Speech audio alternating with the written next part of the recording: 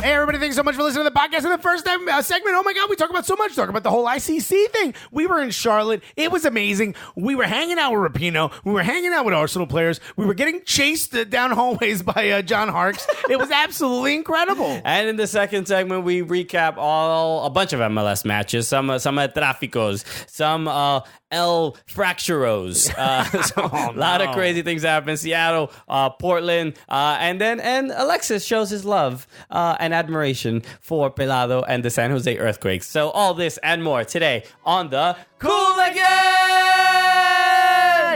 Hey, this is Alexi Lawless.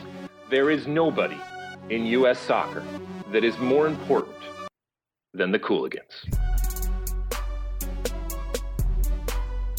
Yeah, baby! Yeah!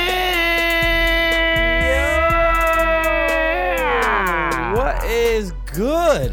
Who knows if this audio is any good? We're back in the apartment.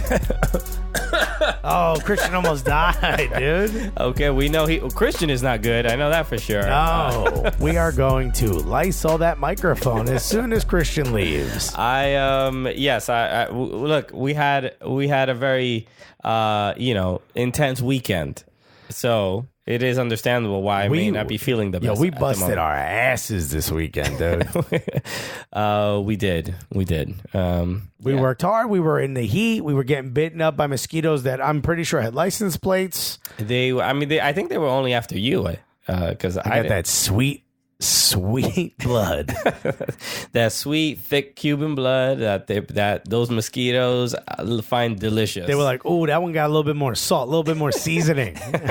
Don't focus on that dark skin one. Nope, he don't eat enough. Nah, yo, I'm pretty sure I just tasted Soylent. I need to buzz up out of here.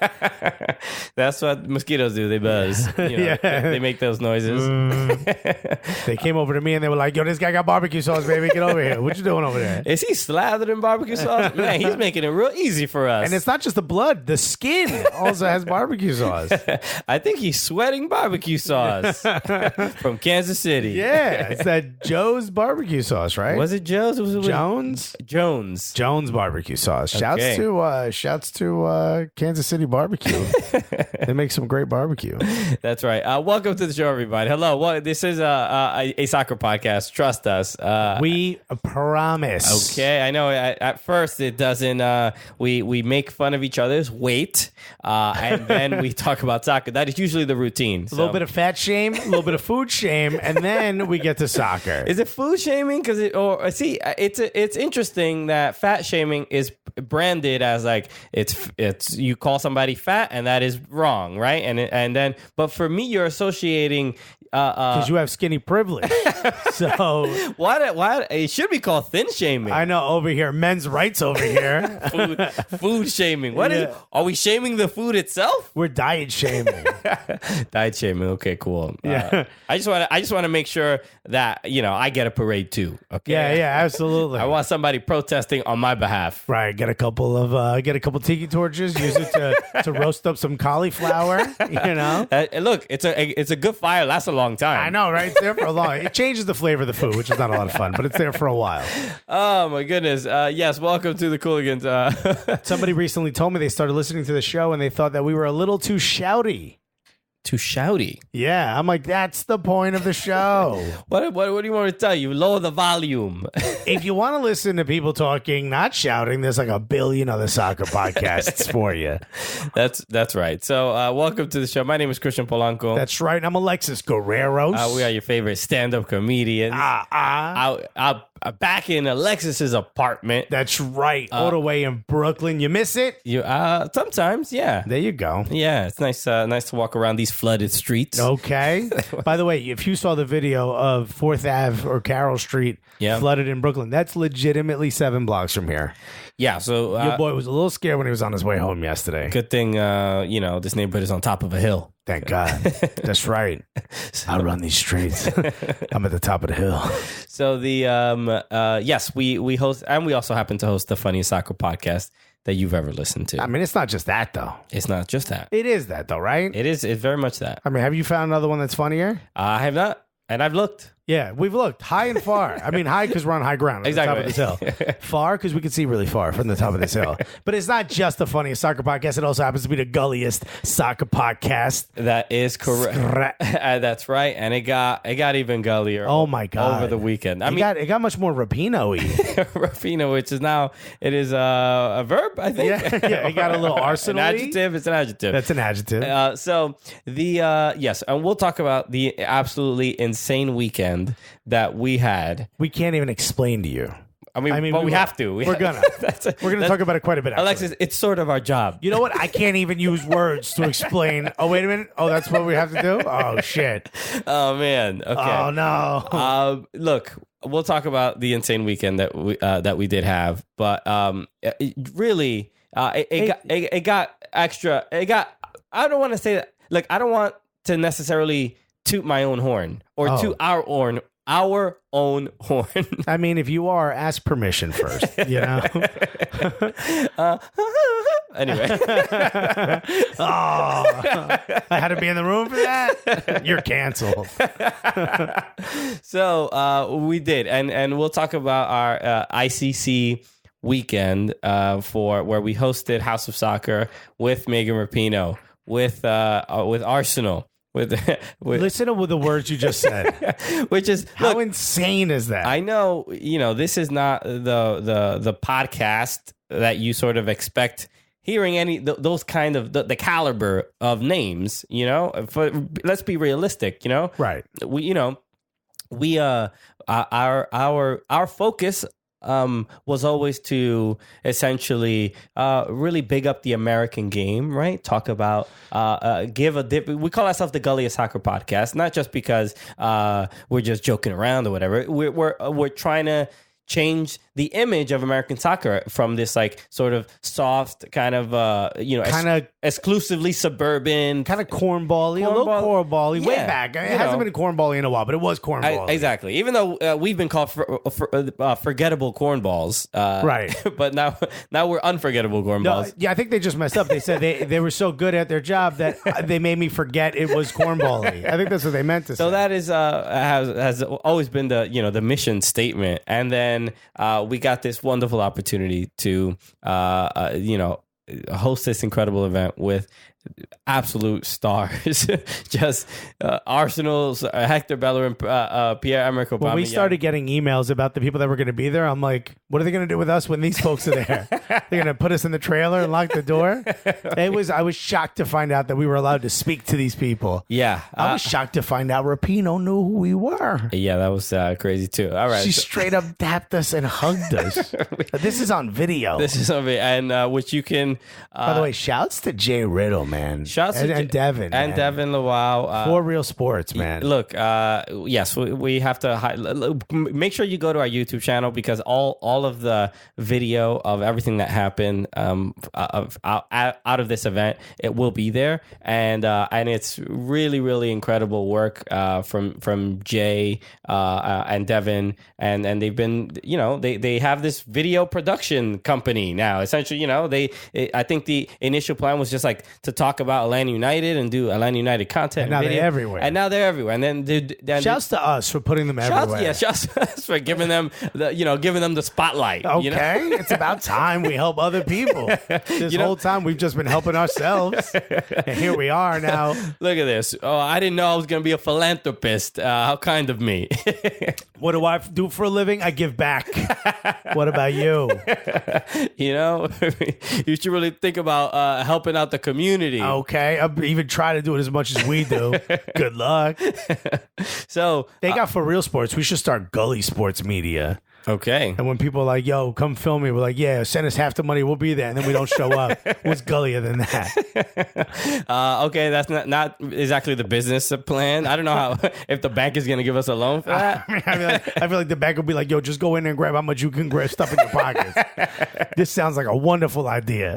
So we did have a great time, and they did some amazing work capturing it. So make sure they really did go to our YouTube channel and watch those videos because they are like, even watching them, I was just like, damn, yo, we look good. I didn't know I could look this good. I was watching it, I was like, yo, If I lost like 5 more pounds, dead ass leading man.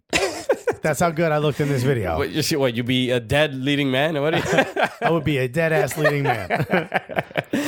So please check. I wore shorts, right? No one's ever seen me in shorts before. It was just too high. It was like 97 degrees. Yeah. I left all the rules. All the rules were done. Your legs haven't seen yourself in shorts. It did look like I was wearing white stockings. Your boy was pasty. Yes, we definitely know you don't like to expose your legs to the sun.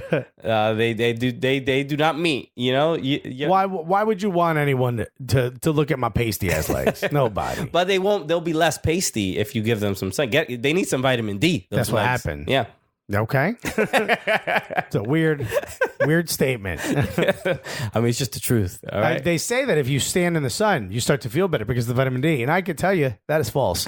If you happen to be in Charlotte, North Carolina on a weekend where it's about 105 degrees. It was warm. So we'll talk about all of that. So I wanted to start the show the way we normally begin the show, by showing love to the people who show love to us. And thank you for leaving reviews on iTunes. And I wanted to read... Hold on, we're at 522. Yes. We're on our way to 600. We're on our way. So thank you. I feel like it's climbing faster than usual. I think the Arsenal and Megan Rapinoe... Oh, are we getting a Rapinoe bump? The Rapinoe bump is clearly evident right now. It's mad real.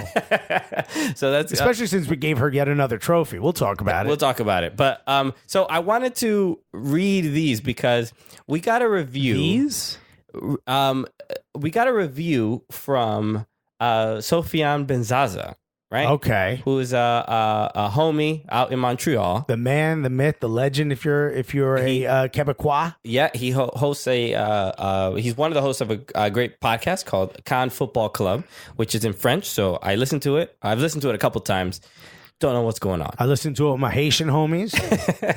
They tell me what's happening. So I wanted he pointed this out and I didn't realize this, that iTunes has different stores in different countries. So the iTunes reviews in Canada are not visible on our American iTunes store. Oh, so are you suggesting that we're above 522? Yeah, we are currently at 533 technically, because he says there's 10 up there, 11. There's 11 reviews from Canadians. So I want to say shouts to Canada. Shouts to Canada. Thank you so much for showing love and showing support. Hi, iTunes.ca. So then I was able to I looked at our link, and then you can change the country code so you can actually see. That's why you're looking at it on a web browser. Exactly. I'm like, what the hell is this dude doing? So that's why so this is from Sofiane Benzaza. He left this review, and there's a bunch of other reviews that have been there for years that we didn't know about. So Canadians, apologies for not knowing. We didn't know that you had. That's our bad. That your iTunes store was on the dark web. We didn't know you was on Silk Road. I didn't know you could use Bitcoin to buy heroin and also leave a review for a podcast you might like about soccer. So this is from Sofiane Benzaza. He says, and the title is, I can't believe I didn't put in a review yet. Yeah, we can't believe it either, Sofiane. Yeah, Sofiane, we mad upset. So he says, hey, Sofiane here. I hope you're able to see this review from the Canadian iTunes store. We found it. Yeah. So thank you for the heads up, because we wouldn't have known about it. So he says, the Cooligans are the best thing that is happening to soccer coverage. And it's more than coverage. It's America. You learn things, you laugh, you cry of laughter, you get angry, and you get to learn Spanish in a Pavlovian way. There you go. We just get it in your ear. And he says, it was an honor that I was on their show before they were actually recording from a kitchen or mezzanine at LOL. And since I came on, the show went nuclear. So you're welcome. So thank you. Yeah, that was the Sofiane bump, the Benza bump. And he said, second, he says, please come to Montreal for no real reason, really, but I'm sure you will fill out a conference room, a soccer store, or whatever you need to make a show. 3, can I be your friend? You already are. And then 4, he says, show some love to 2 podcasts, Cannes Football Club, which we already did, and Couscous Piri Piri, which I don't know what that is. Piri Piri is a Portuguese hot sauce famous for their Portuguese grilled or barbecued chicken that's on a spiral. I can't believe you know what this is. Really? The words didn't make those three words together made no sense to me. Couscous is obviously those little Yes. yeah. Okay. That I know. Piri piri sauce is Portuguese hot sauce. Okay. Famous for their chicken. It's pretty good. Amazing. I got some in the kitchen. So thank you so much. Love me some piri piri sauce. Sofian, for that. We appreciate it. And actually, Montreal has a really famous Portuguese chicken spot, which I cannot remember the name right now, but it's pretty dope. Okay. But then again, I grew up in Newark, so I know all about Portuguese food because we got better food than Montreal. Anyway, so here, I want to read this one from Eingals. It says the title is, first of all, it's 5 stars. You already know we ain't going to read it if it ain't 5 stars. It says CBN sent me here. Oh, this is nice. Tried to sign up for a subscription to the Christian Bible Network, but they just sent me a Bible in a net and said Christian Brugal Network.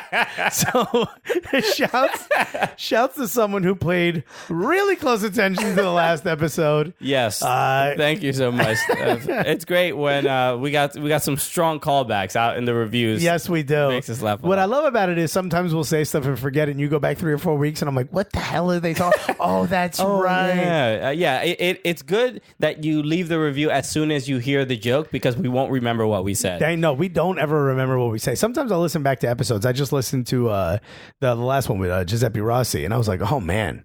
We say some wild stuff sometimes. Yes. And thank you to everyone. Maybe we have some new Italian listeners. Oh, a couple people listening to their iPhones with all fingers touching on their hand. Yes, we were thrilled to have Giuseppe Rossi on the show. We've gotten a lot of feedback, a lot of people, I think, getting to see Giuseppe in a different light, being like, oh, maybe he wasn't this villain who attacked me personally by not picking the U.S. men's national team. He didn't specifically come into my room and take a shit on my posters. Also, the accent. I mean, can we talk about the accent for a second? Sure. I think we brought it out of him even more. You. Yeah, good point. I think we as a unit, mostly me. When you, hometown New Jerseyites get together. Hey, finally, with my people. Oh, look at this. What are you doing, huh? You play for Italy? All right. Not really much of a question. I'll be honest, I was a little disappointed, but now that I'm talking to you face to face, I can see that you're a good guy. I'm looking at your sense of style, and I say, how could I be mad at this guy, I mean, you look mad crispy, okay? I can't be mad at you. But you ever turn up in some bum stuff, we're going to talk about it. But he was, first of all, I mean, how open. Like the way we got that interview was through a mutual friend. Like we made a contact who was like, I think I can help you get Giuseppe Rossi. We're like, go do it. Go do it right now. Why are you telling us? Go do it. Go do it right now. And it actually happened. It came through, which was really dope. Yeah. And as soon we were like, is there anything you don't want to talk about? And he was like, nah. Yeah, we talked for like 2 minutes about pizza spots, and we're like, "Is there anything you don't want to talk about?" He's like, "Nah, come on, ask me whatever you want. I got you." So it was mad chill. It was super cool, and another the last couple weeks have been incredibly big moments in what we've been doing, and it feels like we've leveled up a little bit, right? You know what? I don't necessarily like to say that or feel that because I feels like too much like. It's just going to come crashing down. Oh, okay. I was going to say from the podcast that started the Shouts to Us movement. Well, yes, which is fine. I'm saying the more than anything, and on a serious note, thank you to the people who do. When we do post about something that we're doing and do get to do kind of exciting things, and people are genuinely like, "Yo, I'm happy for you guys." We get. It's odd because if you look at it, there's a couple of people that we don't know personally. Yeah. That we don't really communicate a lot with online. You know what I mean? Like we don't have even an internet friendship with, but they've been complimentary to us every time we do something. They're people that'll jump on, and there's people that we know from real life. There's people that we only know from Twitter or from Instagram.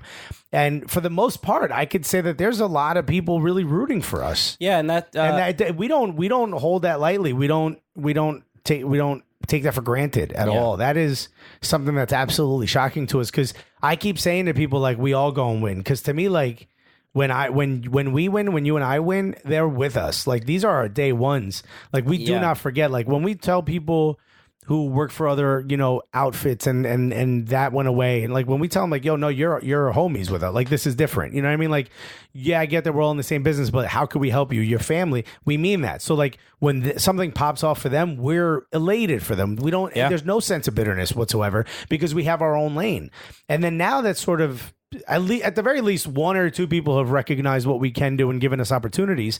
We're like just elated that people are on board with us, and we're just so happy that we want to share everything with you. That's why we brought out a camera crew to shoot some behind the scenes, because it's like we want you to experience this with us. We want you to see what this is like, because we're just as shocked as you guys are. Yeah, it needs to be documented because we don't believe it actually happened. Yeah, mostly. So thank you to everyone that does show support and show love, and by listening to the show, by sending us comments, like it's not like we were overwhelmed in our like childhood with people who believed in us and all this other stuff. So it's nice to kind of hear those kind of motivational comments and that people appreciate what we're doing. So thank you. Yeah, when these things happen, it very much does feel like it's happening sort of for all of us, and I'm glad we could sort of be these conduits to this sort of fun and unique experience for a lot of people. So with that said, we have to discuss ICC and the House of Soccer, and just an unreal event. I want to start by just thanking ICC. Yeah, it was really awesome, and the fact that they just trusted us and really, and it was a big event, and they put a lot on this. This was big for them. Yeah, and they were like, "We're gonna give you guys the keys," and we're like, "Are you even remotely sure? We don't have a license." Okay. Oh, for this? Nah. How about we just go over there and do like a hot dog stand? You want us on stage with live mics the entire time? Yeah. So the House of Soccer was an event at Romare Bearden Park in Uptown Charlotte. Yeah, Uptown Charlotte. They don't call it downtown; they call it the Uptown. That's right, and everybody was wearing them as well. Damn right, because that's the only people we invite. So this was a couple blocks away from Bank of America Stadium, where the Carolina Panthers play, which was where Arsenal was playing against Fiorentina. Yeah. And the event was there was a bunch of things there. The whole park was taken over by this event. There was like stations. There was a mini pitch in the middle. There was a huge stage, like a concert venue, like an outdoor concert. Yeah, like stage. E-Zoo or whatever. Yeah, those the stupid Z Morning concert. Zoo. No, the E-Zoo is like that electric zoo. These people, they dress up in like tons of weird colors and like neons. They're people who do Molly, I don't know, but yeah, what a Burning Man, not Burning Man, right? But they have a stage. Okay, yeah. Like Bonnaroo. This is a stage that could be at Bonnaroo. Sure, yeah, that's right. And we were not only allowed on it, we were asked to be up there. Yes, after every time we stepped off, we had to ask if we were allowed back on. It's so funny to me because like they had stations of like water and stuff, and I kept saying like, "Is it cool if I grab one?" And they're like, "You are the hosts. This is here for you." We had a trailer. Yeah. We had a trailer. Our own trailer. Our own. We shared it with people. It wasn't just like here's a trailer. We shared it with people way more successful than us. Yeah. Right? We got to share a trailer with Heather O'Reilly. And Indian Sky Cowie. In 2 different days, we were sharing it with different people. But the first day was with Heather O'Reilly, the DJ. Who, by the way, Heather O'Reilly stole the pimento cheese dip. Okay, we have to. This needs to be reviewed. Okay, we don't know what pimento cheese dip is. I was having a conversation with Heather. I said, it took me 2 or 3 tries to figure out exactly what I was eating. It's some type of cheese dip. Yeah, right. And she goes, "Yeah, it's pimento cheese dip." And I said, "What's that?" And Devin goes, "It's butter, mayo, cheese, cream, and then something else that doesn't belong together." I didn't have it. That's way too much dairy. And there's you'd be destroying that trailer. And then there was like pieces of like pepper in it, just a vegetable, get a little veggie in there. And it was incredible. Look, I know some of you are listening to this. You're shocked. We don't have that up here. I mean, there apparently it does exist in some places. I've never seen it before. Have you ever seen it? No, I've never seen it. Never seen it before in my life. Right? I consider myself a food person. I enjoyed it very much. You knew what piri was, and you hadn't seen this. Portuguese hot sauce I get. Southern American food, I don't understand. I leave. You and I leave. We go do something. We come back 40 minutes later. Yeah. 40 minutes. And there was a lot of pimento cheese dip. The whole thing is gone. Every pita gone. So we look and Heather O'Reilly, you owe us pimento cheese dip. so okay, and I want to be clear, we didn't see Heather O'Reilly. Here's take the two facts I have. She enjoyed it. She's no longer there. Neither is that. So you tell me what happened, Watson, because the Sherlock over here figured it out. So look, I don't know exactly what World Cup winners are out here doing. Okay. Taking the dip with them. Just because you won a World Cup, you think the pimento cheese dip is all yours? I had to go out and get more pimento cheese dip on my own. I had to pay for my own pimento cheese dip. Yeah, so it's definitely something the next time we see Heather O'Reilly, we're going to have to... We got to talk about the pimento cheese dip. We're going to have to interrogate her. I'm going to have to get like a hot lamp to hold over her while we interrogate her. Just you play bad cop, bad cop. By the way, we basically helped her team win. That was the most exciting celebrity / all-star. Like, we get to call these games a few times a year. This was the most exciting one that's ever happened.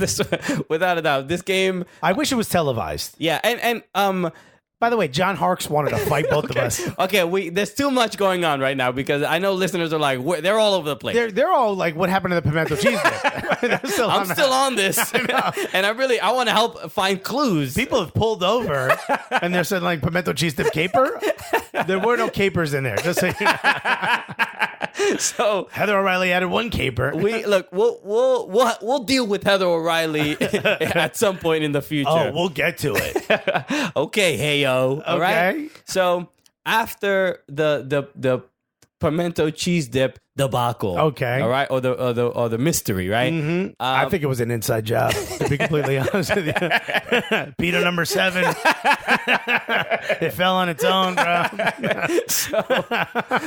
So there was a celebrity game that was done, and we were hosting it. So Heather O'Reilly was the coach. The coach of the other team. This was That was the blue team, right? ICC United and House of Soccer FC. And the coach of House of Soccer FC was none other Cody Zeller. Cody Zeller, the plays for the Charlotte Hornets. I just imagine a lacrosse player was 7'2". That's who this guy was. That is Cody. Very nice. He was very kind to us. He is very broy in like a cool way. He was just like, "What's up, guys? What's going on?" Like he doesn't even realize he's a celebrity. You know what I mean? Sure. He's just having a good time. I'm just a tall man. Yeah, just a tall dude having a good time. I made one tall joke, and he's like, "Yeah, definitely. I've never heard all the tall jokes." And I was like, "All right." Yeah. So he was cool. So on some of the teams were like the freestylers, like Indy Cowie, Sky Cowie, DJ Devaney. Yeah. Was it Michael Whitney? Right? Is that his name? I don't know who that is. Michael Whitney, the dude with the pink bandana. Something Whitney. Oh, Wesley Knight. Wesley Knight. So close. He's a former MLS player. Mike Harrington. Another former MLS player. Played for the Timbers. Papitas, who's like a dude, Uruguayan dude who runs an academy down there. Yes. Also, there were NFL players. Jonathan Stewart. Trey Boston. Kurt Coleman. Kurt Coleman. Yeah. So this was like who. The intensity doesn't leave the NFL players. Let me tell you that. They bring it at all times. Some of them were having a good time. Kurt Coleman was in the corner, getting himself revved up. You know? Okay. I was just like, all right, this is not an episode of Hard Knocks, guys. Yeah. Tone it down a little bit. No one's getting back in the league from winning this game. I said to Kurt, I'm like, look, you guys probably aren't coming back. And he's like, what? Who said that? And I'm like, no, we're not. It's not halftime at the Super Bowl, buddy. We're in a park in Charlotte. So make sure all the stuff that we're talking about right now is in our videos on our YouTube channel, so you can see exactly what we're talking about. Yeah, and YouTube.com/soccercooligans. Yes, and so you can see the NFL players. So I highly recommend you watch this stuff, so it all kind of makes sense and you have an image of what Trey Boston and Jonathan Stewart should have their own show. That's how entertaining the two of them are. They were really cool. They were really fun and funny, and it was great. So we're hosting this. John Harkes is also on the team. So John Harkes, famously of World Kearney, New Jersey. Yes. To keep the Giuseppe thing going. Played for the U.S. men's national team, obviously. 94 World Cup. 94, 98 World Cup. Did he play in the 98 World Cup? I don't think he did. Yeah, well, there was no 98 World Cup. 94. 90.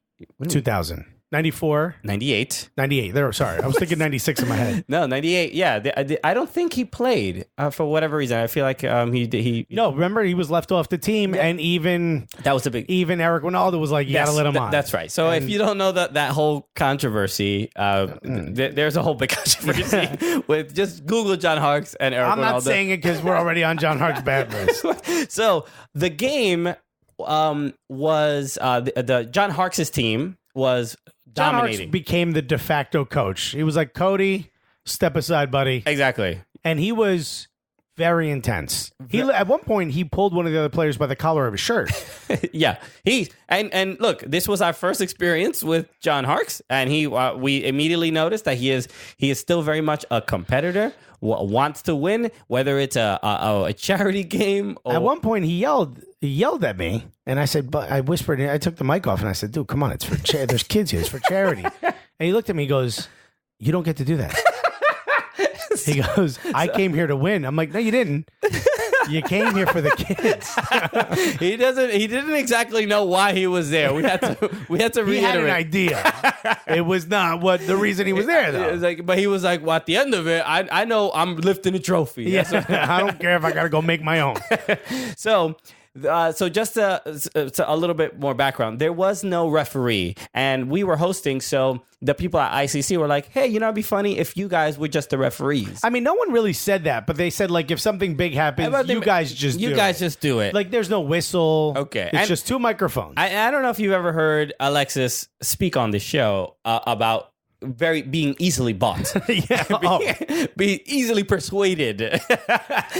Let's just say that if your pockets are full, it's not going to be that difficult to convince me to go your way. So for the most part, we also like to put on a show, right? Exactly. And this was, for all intents and purpose, entertainment. Yes. No one said whoever wins this comes back next year. There's no follow-up to this. There's no reason to win besides put on a good show. Yes. And so for the most part, the House of Soccer FC was completely dominant. They were scoring. They were up. Heather O'Reilly's team was getting trashed. They were like, at one point they were up 7-1. Exactly. So it didn't really look that. I think it was like 20-minute halves or 15-minute halves, something like that. Yeah. And you and I had already run out of Thailand jokes, right? Exactly. So what are we going to do? We start to say, why don't we ease this up a little bit for one team? No, well, they finally scored. Heather O'Reilly's 7-1. Yeah. Yeah, they finally scored. So everybody's like, well, this is going to be over soon. Remember, you and I were on the mic like, can they make it respectful? Can they get one back? Just get one back. Yes. And they did, and the crowd went nuts. Well, the underdog, right? And the crowd went nuts. And then after that, they score the second, they score the third, right? And they're getting goals, right? And it's like now it's very much a game. So, I have a story to tell you that I forgot to tell you, but I'll tell you. Yeah. Okay. So then it was 7. Was it 7-6? It was like, no. At one point it was 7-5. Yes. Obviously. 7-5, and yeah, it had to be. And then all of a sudden, one of the players on John Harkes' team uses his hand to bat the ball down. Yes. Which other players had done this before. Jonathan Stewart at one point was like, fuck out of here with that ball. But it was funny because it's a football player. Yeah. This was just outside the box. Yeah. So you looked at me and said, I think we should call the penalty. And I was like, yeah, you're right. And we just called the penalty. We called the penalty. And to our surprise, people stopped when we said it onto the microphone because we didn't have whistles. We've never had that kind of authority ever. I was, first of all, could have gone in my head very quickly if we would have known that in the beginning of the match. We definitively ruined John Harkes' day, right? 100%. 100%. We might have ruined his weekend. He was genuinely upset. He was actually mad. Furious. Not even jokingly. There was children there. Not exaggerating. There was swearing being said. John Harkes of the 94 World Cup was mad at the Cooligans. We were top of his list as far as enemies concerned. Okay. So the coach that left him off the 98 team scratched down. He scratched that name off. He's like, you know what? I've forgiven this man. I think it's Samson. He was like, nah, we good now. I got these two new guys. So it's just like a Kill Bill scratching off. Anyway, So John Harkes mad about that penalty call, but it was. And by the way, everyone's laughing, thinking he's joking. He's not. So we're like, we still got to do it. we still got to do it because also it definitely added this excitement to the game. That the idea of a momentum switch, it became like a real thing. Yeah. All of a sudden, this team is making a comeback. It was cute for the first 3 or 4 goals, but now we're going to bring it to within a goal. So this means they need one more. They score the penalty, right? John Harkes even madder at us. Definitely blood boiling. Yeah, no, 100%. Face beet red. So ball goes in. Well, everyone's, by the way, kids are banging on the sideboard. It Dude, is like the energy is crazy. Again, watch this video because it's awesome. I would say there's like 300-400 people. Like there's only how much room. No, there was even more. There's people all gathered around. There was probably like 1,100-1,200 people there. Yeah. At this point, this was pandemonium, right? Yes. Again, mini pitch, right? At least only 2 times bigger than NYCFC's pitch. That's how small it was. No, it really is a very tiny pitch. So all of a sudden, right, the energy's building. And by the way, everyone involved in both teams is like, hey, this is good, though. Like, this is entertaining. Except one guy, John Harkes, seething, right? Seething at us. And he keeps telling us it's our fault every time he runs by. And, extra time. Jonathan Stewart looks at us and he goes, there should be extra time, right? And I'm yeah, you're right. We should have at least 3 minutes. All of a sudden, you're also 275 pounds. By the way, at one point he ran towards me and I was like, why would anyone try to stop this man? I don't care. It's unheard of watching NFL players just like pick up speed. Go in for a challenge. I'm like, oh no, you got this, bro.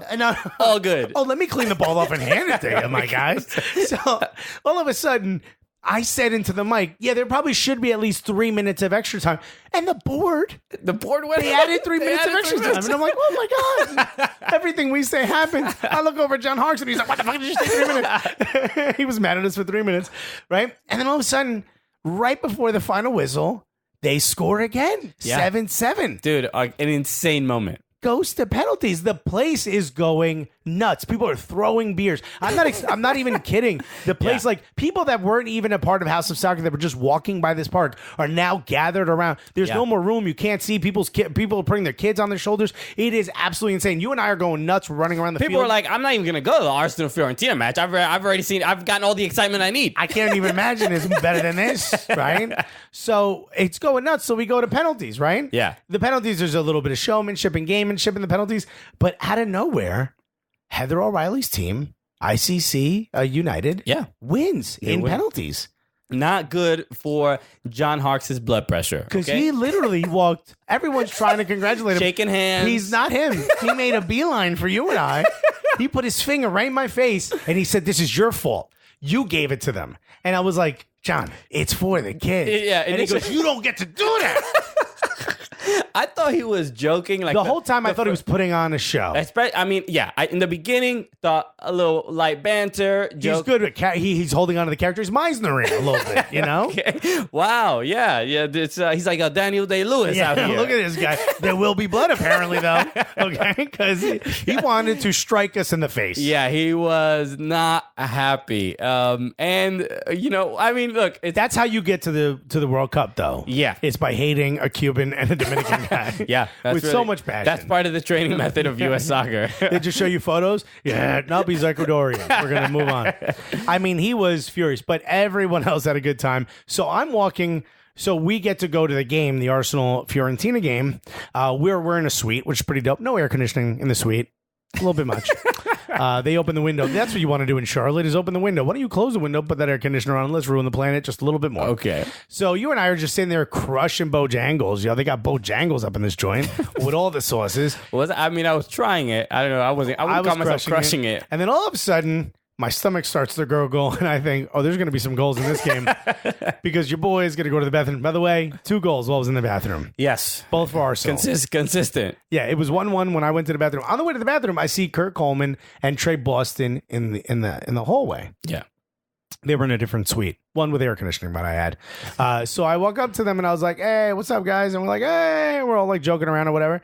And Trey goes, yo, could you tell him that was bullshit, that you let one of the goals go in on purpose, like they allowed one of the goals. And I heard from one of the goalkeeper saying he may have let one of those goals go in just to like add a little bit more excitement. He didn't think it was going to go all the way to 7. He just thought, let him get a couple of goals. Right? And then it sort of got away from him, right?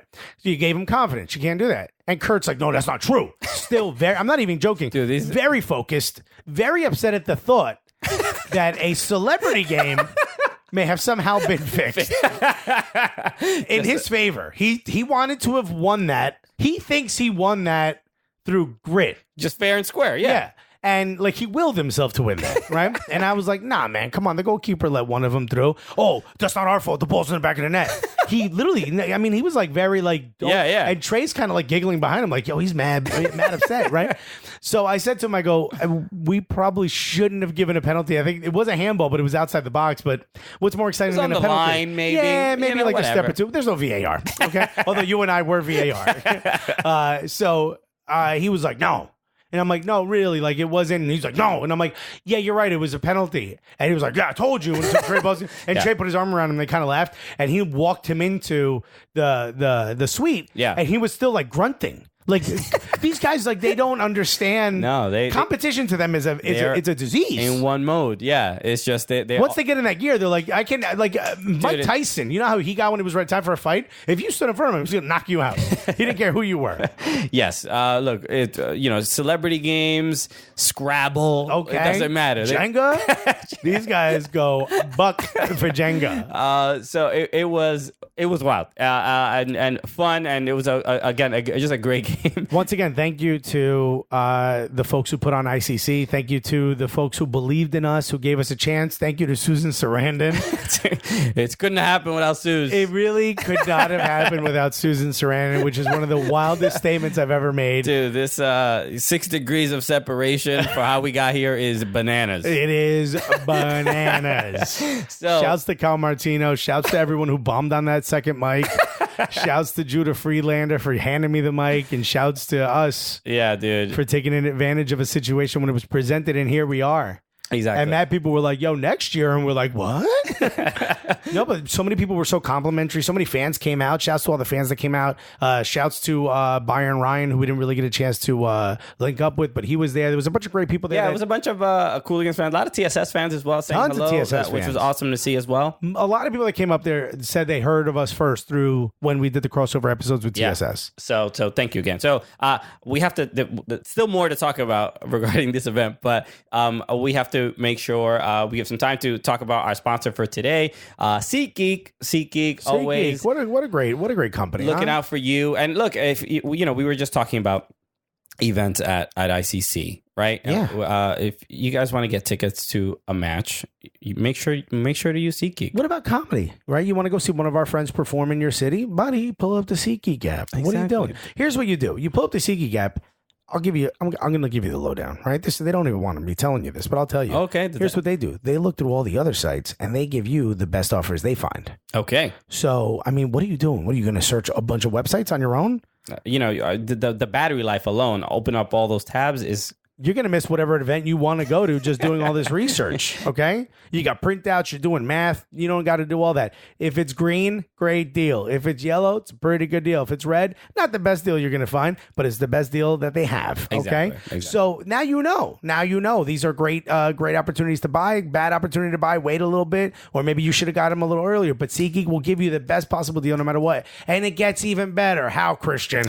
Because if you use the promo code Cooligans... You get what? You get $10 off your first purchase. So that's right. So make sure you do that. You'll be supporting yourself, supporting us. And we've also been talking a lot about the NWSL matches that have been happening. I know that World Cup bump, everybody's like excited about stuff. Yeah. Go to an NWSL match, or and we also been talking about the amount of support that women have for MLS as well. That the MLS is like one of the most popular leagues that have female fan support. Almost 50% of their fans are female. Exactly. So, which is very different than a lot of other sports. So if you guys want to go to an MLS game, an NWSL game, make sure you download the SeatGeek app and use the promo code Cooligans, and you will get $10 off that first purchase. There's a great way to support the show. All right. So next up, we have to talk about Megan Rapinoe, and then we'll talk about Arsenal, because we can go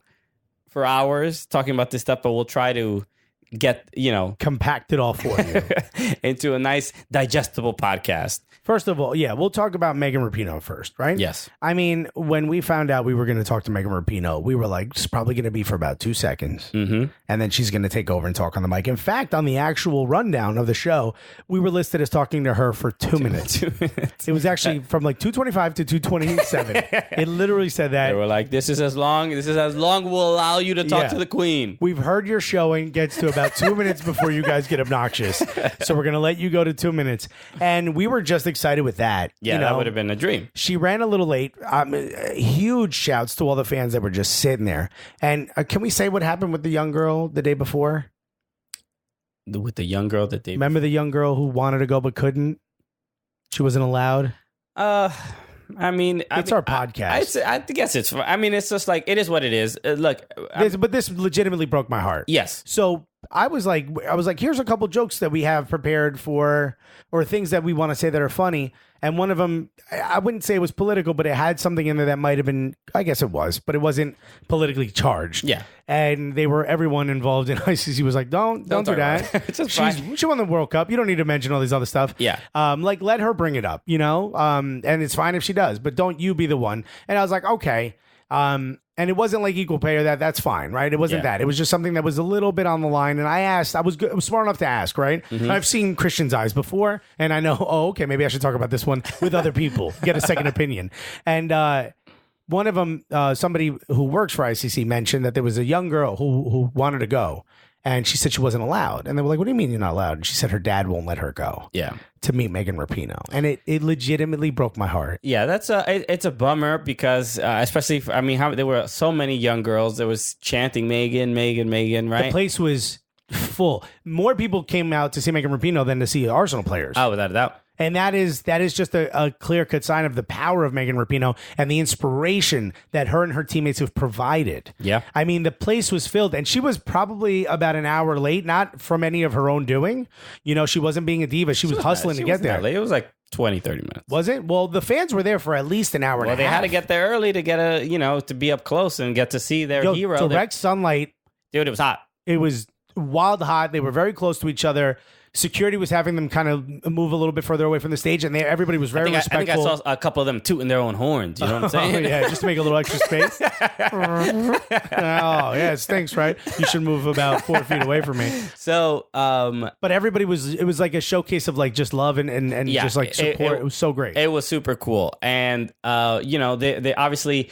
she is who she is, and she's a very public figure that, everybody's looking out for her. Everybody, there's security, we couple handlers, agents, representation. Yeah, obviously we were like, we were trying to be obviously patient and good with her time and making sure that she was cool with whatever we spoke about. And it's always funny to me because a lot of these things, these scenarios, all the handlers and all the everybody, all the hubbub makes me more nervous because I'm like, oh man, are they going to be, I'm going to try to be as polite as possible and all this stuff. And then when we meet Megan, she's like, hey, what's up, guys? Yeah. Oh, what's good? What do you want to talk about? Yeah, whatever. She was like, yo, I loved your interview with Ali. And we're like, oh my God. Words came out of my mouth that have never been said in the English language before. Yeah. I was just shocked that who knew who we were. And it's not like we met her before. We met her at Media Day. She's like, of course I remember you guys from Media Day. Yeah. Very, and we very were like, cool. wow, that was before the World Cup. I forgot what I ate that day, So I think I had piri-piri. Anyway. She was super cool. And we brought her up on stage to this. It was she dapped us up. It was an absolute honor to bring up Megan Rapinoe on a stage, share the stage and bring her up to a thunderous applause and cheers. It was just one of the moments in my life I will never ever forget. It was super cool. I watched the video and I kind of pinched myself a little bit because I'm like, I could close my eyes and still picture it. Yeah. And it's shocking. We're used to hearing crowd reactions. Mm-hmm. I don't think I've ever heard a crowd reaction like that before in my life. Never in my life either. Like I've brought up, maybe the one that compares was at a comedy club. I brought up Jerry Seinfeld, and that doesn't even compare to that actually. That was just like a couple people stood up. This was a sea of people from as far back as you could see, just going absolutely nuts. Yeah, it was so great. Over the 2 days, the Friday and Saturday, a total of 10,000 people showed up to this event. That's insane. I mean, when Rapinoe was on stage, there was easily, I want to say 3,000 to 4,000 people there. Yeah, it was just. This is not a big park. No, not at all. If 3,000 to 4,000 people were there when none of these activations were up, it'd be too jammed at the park. You wouldn't go in the park. There was too many people in the park. This was out of this world, jammed, like every inch of it covered. People were behind the stage. People didn't even go to the front of the stage. They stayed nearby, like where the trailers were, hoping to get a glimpse of her. Yeah. Like literally every inch of this park was covered in Megan Rapinoe fans. And people were going nuts. I felt so bad. People were coming up to me like, I drew a photo of Megan Rapinoe. Can you help me get into it? And I'm I was broken like 12 times. People were just like, can you just give this? They weren't even saying like, get me an autograph. They were like, can you just give this to her? I want to give her a gift. This mom pulled us aside, and I'm like, oh, here we go. Another adult who did something weird for me, you know? And I couldn't see the child next door because we were up on stage, which was legitimately like, what, 4 or 5 feet in the air? Okay. The stage? Yeah. And she goes, hey, we wrote this letter. And I want to be like, lady, you know, send her an email. And I look down, and there's just this little child with like those doughy eyes and a cute little card, a cute little like thank you card, handwritten with stickers on it. And it just said Megan Rapinoe in that kind of handwriting that looks like an adult used a wrong hand, you know, like the baby writing. And I was like, and I wanted to pick up this child and throw it into the trailer. I felt terrible. And I said to the mom, I'm like, she's no longer with us. She's like now going to go to the middle. Like we said, everyone, she's going to the middle. Go to the front of this. If you go there now, you might get there fast enough where you can see her. Like, I don't know how else to tell you. And we would walk through the crowd and people like, yo, can you give her this thing I did? Can you give her this painting? I'm like, what? No, I don't have that authority. Yeah, it's just give it to me and I'll sell it. There were so many young boys and girls that just wanted to see her, talk to her, give her any gifts. connection to her whatsoever. Oh my God. The idea that she might hold something you made. All that can matter to these kids. And we had to be like, nah, you ain't even getting close to her. I looked down at this little girl and I said, I think it's John Harkes is behind her. You want to meet John Harkes? Oh, he mad. You want to meet the most intense man in the world? He's big mad, yo. You want to meet him? Because he is always available. Right now, he's just punching a wall. Feel free to come meet him. Disregard the bloody knuckles. Got nothing to do with you, kid. So, man, look. And then I get to meet Arsenal. Yes.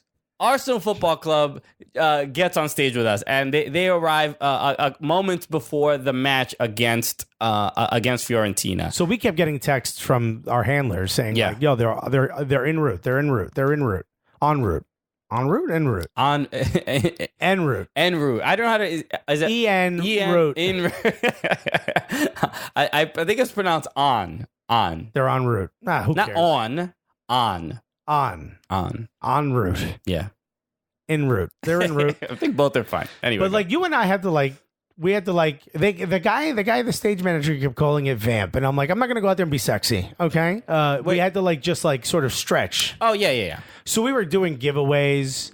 We had like, I gave a gift bag to a girl who knew all the Cardi B lyrics. Like we were just doing. Yeah, we were giving little ICC gift bags. We were like riffing. We were just having a great time with the audience, and you and I were crushing. Yeah, it was a fun time. But when you have gifts, you can win over any crowd. The crowd is all about it, and people were very upset that they weren't getting a gift from us. Exactly, and this is why you see that people. And I said, like, what kid has the oldest Arsenal jersey? And an adult's like, I got the oldest Arsenal jersey.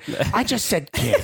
There's children. Yeah, people are very. They get as competitive as those NFL players when it comes to getting gifts. So this is why you understand the guy who has the T-shirt cannon at at stadiums, at events, wields a lot of power, right? Yes, he does. Because when there is a free gift that is worth probably pennies, people will kill their own child to get an opportunity to get one of these gift bags. If we put the value on a tag of this shirt and put it up, you wouldn't buy it, even if it was loose change in your pocket. But because it's free, yeah, people were clawing at each other.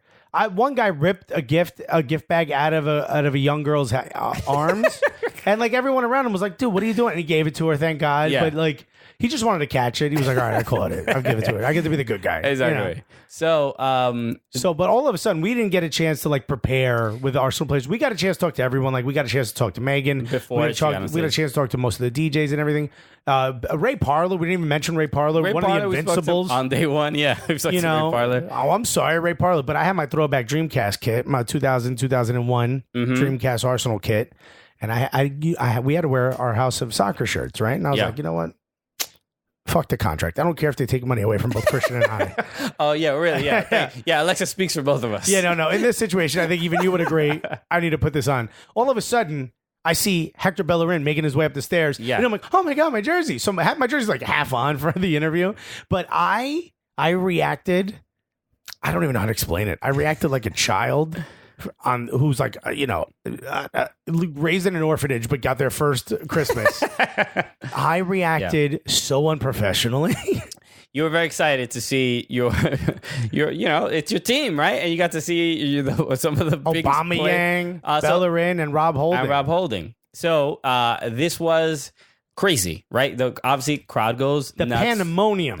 The crowd goes wild for these guys. And just to mention, we didn't know who was going to be there, and then we knew it was Bellerin and it was Rob Holding. Well, we knew that day. We knew. Yeah, they told us who it would. No, so the day prior, we didn't know exactly who it would be. They didn't confirm any players. Then the day of, they said it will probably be Bellerin, and then Emil. I forget the dude's name. I forgot, younger Arsenal guys that are getting like a lot of these opportunities in ICC and stuff like that. And we were told that it was players that aren't going to play or at least start. Those are the only ones that would come through. Correct. And then probably like 3 hours before, they're like, "Yo, we got an update. There is no fourth player, but the third player is not that kid anymore. Now it's Aubameyang." It's just they're bringing out the big guns. All right, they're bringing out the big gunners. And when they said Aubameyang, I'm like, on stage with us. With the Cooligans. And I looked at Christian like, are you able to hold me back? Because I'm going to hug these people. I'm going to hug. I will injure all of them, hugging them. Yeah, and as you can see in the video, because you immediately go and dap up everybody, and I yelled, We're on Arsenal's Instagram. And it's you being somewhat professional, me going, Like, I didn't even know. I shook their hands. I said, "Thank you for being here." And not me. I'm like, "What up, family?" So literally losing his mind. Somebody has to maintain some level of professionalism. That was you all day. I'm half wearing a Dreamcast kit. You're in the appropriate It's looking like a crop top on Alexis. Right? I'm out here mid-riffing. So... and we get to interview Holding, Aubameyang, and Bellerin in front of everyone, a couple thousand people there. And the funny thing was, they asked us to confirm the questions beforehand. Yes. They were like, you got to send us the questions or no one's coming and we will confirm them. We will say that they're okay. We did that and they were like, yeah, ask them whatever you want. When they got there, they were like, no, it doesn't matter. Because the handler was there first. Yeah. And he was like, no, they're almost here. Honestly, talk to them about whatever you want. Yeah. And we're like, what? I think he just needed an email to be like, well, I don't know. They went off record. You know what I mean? They went off. But you couldn't ask for nicer people. Yeah. Super cool. And again, Bellerin says he wants to do the show. Just surreal. Look, all of it. Aubameyang retweeted us. I took a selfie with them. You just about got in the photo. I forgot you were there. I legitimately forgot. I forgot people were behind me. All I saw was me wearing a red shirt. They're wearing red shirts. We should all take a photo. A really epic photo too. Like just a really cool. It's the happiest I've ever seen Alexis. He's never. I've seen his wedding photos. Okay, happiest he's ever been. So look, people were texting me. You look so childlike in these photos. Crazy. And again. We're very lucky to lucky is the key word, have an experience like that, but honored. But with that said, I think we did we did get a lot of like nice comments from people saying like, you guys made the event more fun. It was really hot and it was difficult to like kind of enjoy everything because we were just so focused on like sweating and being uncomfortable. But some laughter helped people out a little bit. So And a lot of people were saying like, yo, wait, what's your podcast, man? You guys are hilarious. We got a lot of that. So we handed out, I think we're almost out of stickers. We gave away a bunch of stickers that day. So, it was amazing. Look, thank you for that. Again, watch the video because we will be putting out this week on our YouTube channel the interviews with Megan Rapinoe and the interviews with Arsenal and with Ray Parler.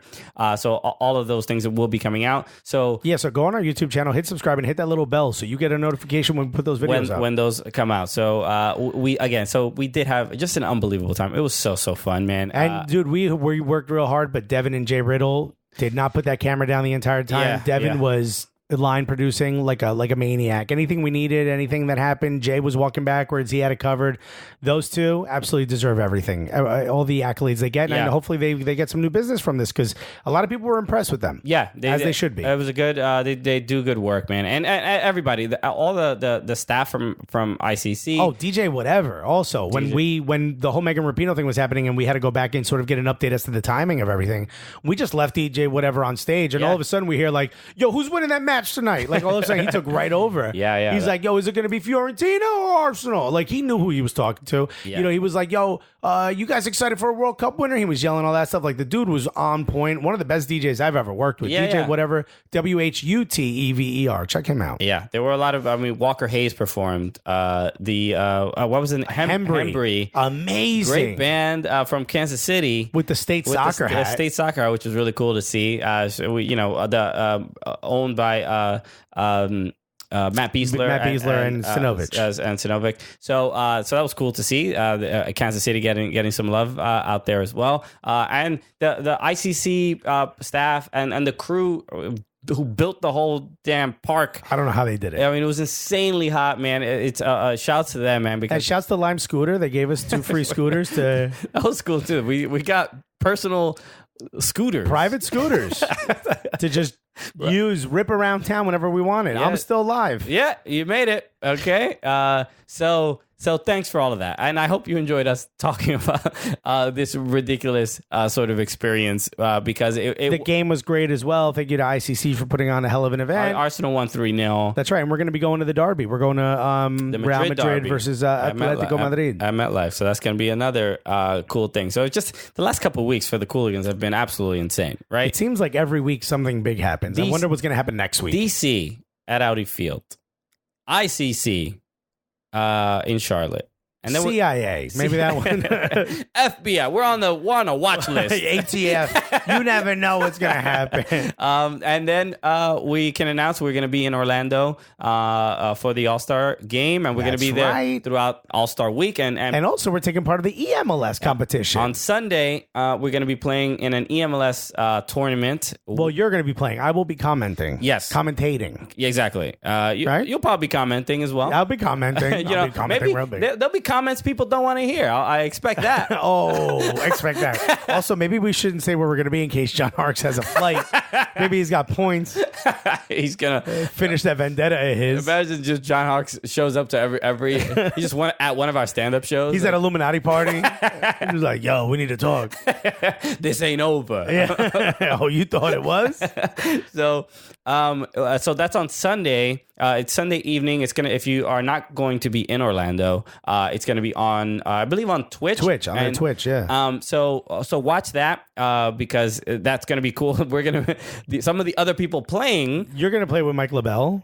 So basically, that's the concept. It is let's say a celebrity or a soccer star playing with a professional. So I'm going to be playing with Mike LaBelle, who's the... By the way, quotes on celebrity. Yes, very and depending on hard quotes. And based on his record, quotes on professional.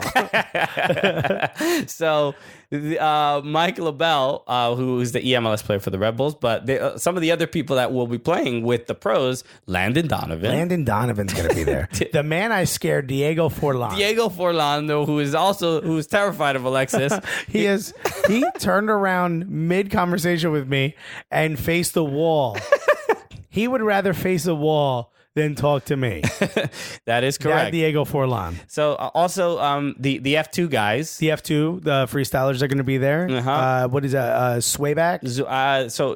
This is he's he's another pro FIFA player. Yeah, but he's one of the celebrities. He's not That's part right. of it. So it's going to be wild. So tune in so you can see how I do playing against some of these folks. Think of the names we just said. We're on the same list. Trust me, Diego Forlan. One of those names does not belong in the list. Diego Forlan, Landon Donovan, Cooligans. Think about that. Yes. What a very interesting Mount Rushmore, right? Wow. So that's gonna be really, really cool, and we're gonna be in Orlando doing a bunch of fun stuff. We're probably we're gonna try to meet up with Ivan, the Platano Phone guys. Oh, that'll be a blast. So you remember they were the Orlando City guys. Go check out that pool that they try to take the call from. So it's gonna be fun. And maybe we might end up on some YouTube MLS channels. You never know. Well, who knows? We're working out some stuff. Also, if you guys want to just meet up at a bar somewhere, let us know. Maybe we'll do like a little meetup. Yeah.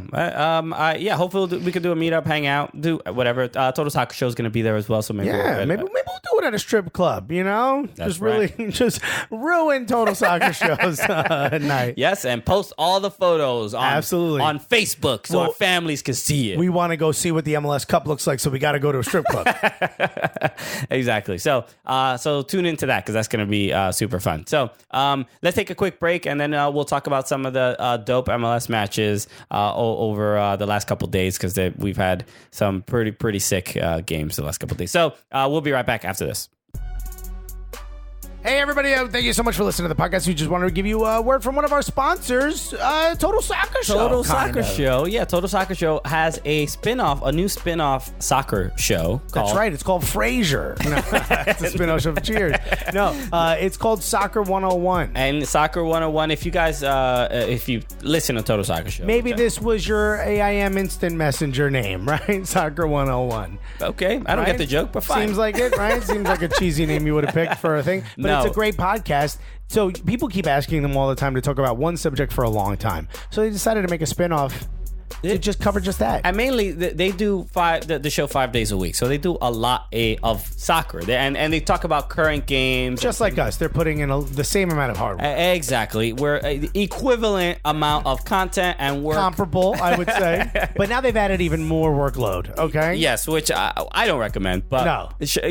Props to them. Look, it's not our goal, but it seems to be theirs. No, but this focus now is to kind of talk about specific things that are more evergreen, right? So instead of, a lot of times it's not topical. Yeah. Yeah, or it's more specific about one topic, and they can kind of reference it from time to time, as opposed to, sometimes they'll talk about a particular, say, some FIFA corruption, right? Yeah, and they'll say something like, the World Cup rules or whatever. They'll be like, just go back. And that episode was December 14th, and it's difficult to sort of find. 2014. They made this. So this time, they'll go into like a deep dive into specific topics, and it's somewhat serialized, like a lot of the like almost like episodic. Exactly. So that'll be really, really cool. We're excited to listen. So make sure you go and subscribe to Soccer 101. If you love TSS and you would love to hear them really, really deep dive, really see how hard these guys work and how much research they do on one subject, this is the perfect podcast for you. It's called Soccer 101. Look it up. Go to TotalSoccerShow.com. They'll have a link to it. You can go to their Instagram and go to their Twitter. It's called Soccer 101. Download it, listen to it, leave them a review. We'd really appreciate it. Yeah, baby, we're back. All right. So we have to talk about a lot of the MLS matches. I like how you went NPR voice for the beginning of the second segment. Okay, this is serious time. Enough of our gallivanting. First segment, all jokey jokes. Yeah. Okay? Oh, that's the yuck episode. Okay, things are gonna be a little different now. All right. I just got a phone call from John Harkes, and we need to take everything way more serious. Okay. We should do an episode where you can guide the entire tone of it. And we'll do one episode where I guide the entire tone of it. You guide the entire tone of it? Uh-huh. I don't think... Like you could direct the tone. I don't think it's possible because the show's direction is... There is no direction. Happens organically by your stupidity and my trying to keep the show in order. Yeah, no, that's a pretty good summarization. Summation. Yes. Summation. Summation is all. That's a word. Okay. This is it. This There's is why a good we can't- example. I cannot direct you to speak correctly. No, I'd be like, I don't know what you mean, good sir. So there's not. It will be very, very difficult. So I was just talking to someone who was like, how did the two of you first get along enough to do a podcast?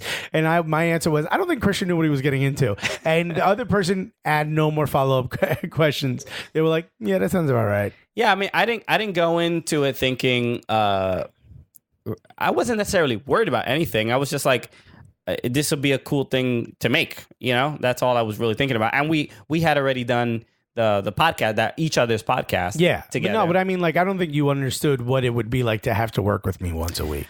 No, but now that I do, I regret it. Yeah, no, that's what I was trying to say. We should do our own little Soccer 101. We'll call it Cooligans 101. Okay. Which just explains how we even like the whole origin story. No, we don't need to. I think that'd be great. I think the fans always ask. I mean, I don't want to do a whole separate. But speaking of more work, who's gonna have to do all the work to make that podcast happen? We grab microphones and we talk into it, just like we're doing right now. Where are we supposed to be talking about the games? You brought up some other directing the show thing. I thought it'd be funny if you would try to make me be a little bit more docile, and if I made you a bit more. Look, your wife can't do it. What am I gonna do? Listen, no one can. Police officers, teachers, school counselors. She should be on this podcast. You should be asking her those questions, like how do you make it work with me? Why? Wait, did you know what you were getting yourself into? She did. She absolutely Why'd did. you say yes when I proposed? Yeah. By the way, everyone in her family and mine except one member. Everyone in my family, including her family, told her she can walk away at any moment before the wedding. Only one member of my family had my back that entire time. Okay. What's that say, Alexis? That only one person understands me. So, okay, let's talk about a couple of the matches, and let's obviously start with El Tráfico. El Tráfico was, first of all, this whole California Clásico. What are they trying to call it? El Clásico, right? The what I mean, LA Galaxy San Jose? No. What's his name? Bob Bradley tried to change the name. He doesn't like El Tráfico. He doesn't like El Tráfico. But I think he wanted to go with El Clásico. Or LA Clásico or something like that. I don't know. Maybe LA Clásico. Shut up. There's already a Clásico. Everybody who thinks that, stop it. It's El Tráfico. It's perfect. It's literally perfect. That's why I don't understand what the issue with it is. Ugh. And then even there was a Max Bredos, announcer for LAFC, was talking about Bob Bradley not enjoying this name, but he made the point when he drove to Carson, he was like, I was sitting in a lot of traffic. So, it works. so it kind of works, okay? So how about you relieve the traffic and all of a sudden we won't have that name anymore? Exactly. All right. So That's like the Mets versus Yankees. They call it the Subway Series, right? You can take the subway to the game. Yeah, it works well. Very frustrating when people don't like a very clever name. Does Bob Bradley have an issue with the Subway Series? He probably does. Because he takes his helicopter to the game. Yeah. He wants to call it Trashico. That Trashico. Okay. I don't know why. Anyway, let's talk about this game because, I was surprised by the result. I did not expect LA Galaxy to win this game, especially with how good LAFC has been. But realistically, it is very clear that LAFC's kryptonite is this Zlatan Ibrahimovic. And LA Galaxy has their number. There's just no other way to put it. You could be as frustrated by that as you want. You could be as angry as that as you want.